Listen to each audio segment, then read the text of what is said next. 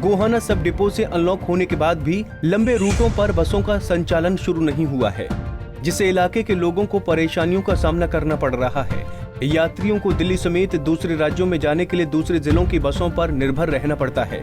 Lockdown से पहले सब डिपो से लोकल रूटों के साथ साथ दिल्ली, चंडीगढ़, अजमेर, आगरा आदि रूटों पर भी बसों का संचालन किया जाता था। इन रूटों पर करीब 15 बसें चलती थीं।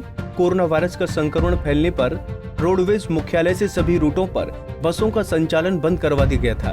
करीब 3 माह बाद मुख्यालय ने सभी रूटों पर बसों का संचालन शुरू करवा दिया, लेकिन यहां से बसों का संचालन अभी केवल लोकल रूटों पर ही किया जा रहा है। मुख्यालय ने लंबे रूटों पर बसों को भेजने की अनुमति नहीं दी है। ऐसे में इन रूटों पर जाने वाले यात्रियों को सब डिपो से बस सुविधा नहीं मिल पा रही है। यहाँ से हमें दिल्ली की डायरेक्ट बस नहीं मिल रही है। आने जाने में बहुत समय लगता है। पहले सोनीपत के लिए बस लेनी पड़ती है, फिर सोनीपत से दिल्ली के लिए मिलती है। इसमें किराया भी ज़्यादा लगता है और समय भी ज़्यादा लगता है। ऐसे ही वापसी के समय ज़्यादा परेशानी होती है और कई बार तो सोनीपत के लिए भी लेट बस मिलती है। उसके बाद फिर हमें अपना पर्सनल व्हीकल ही करके लेके जाना पड़ता है।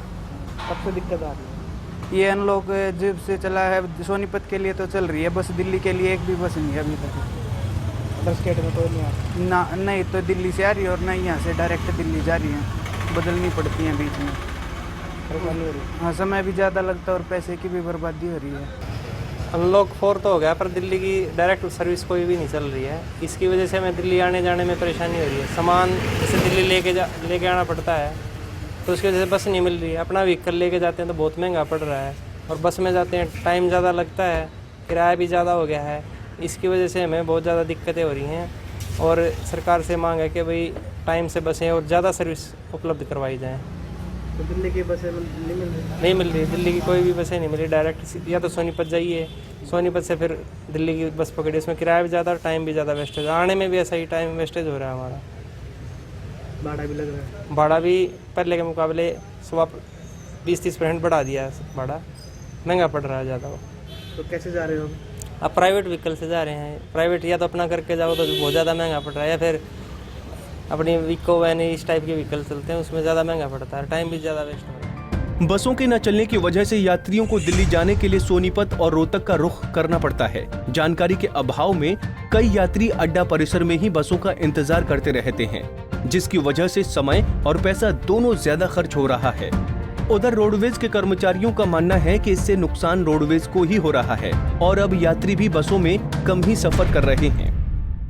37-38 गाड़ियाँ जो ओवरऑल चल रही हैं, एक आध गाड़ी डिटेन वगैरह रहती है, लेकिन आउट स्टेट में दिक्कत है।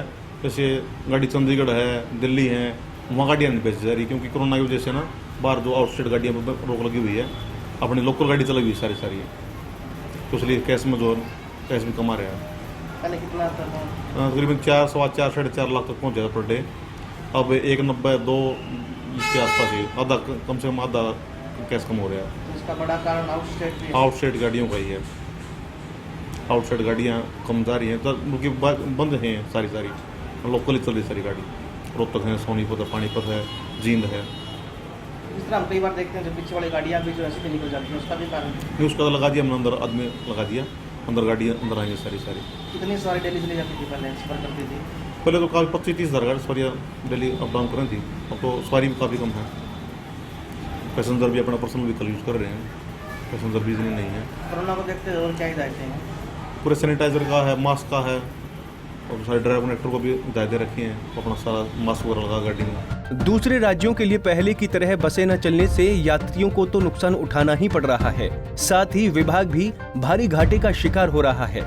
ऐसे में अब देखना होगा कि सरकार कोरोना से लड़कर पहले की तरह रोडवेज की सेवाएं कब तक शुरू कर पाती है।